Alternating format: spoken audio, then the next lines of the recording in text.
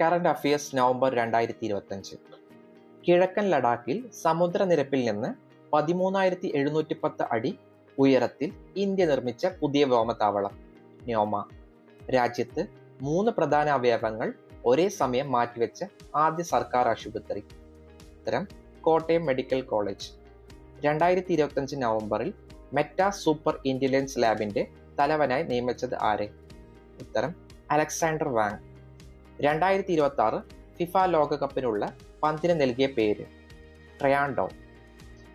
ഇന്ത്യയിലെ ആദ്യത്തെ silk museum നിലവിൽ വരുന്നത് എവിടെ? മൈസൂർ. 2025 എഴുത്തച്ഛൻ പുരസ്കാരത്തിന് അർഹനായത് ആര്? ഉത്തരം KG ശങ്കരപ്പിള്ള, KGS. ഇതുപോലെയുള്ള യൂസ്ഫുൾ ഇൻഫർമാറ്റീവ് കോണ്ടന്റുകളുള്ള വീഡിയോകളുമായി ഇനിയും കാണും. ബൈ.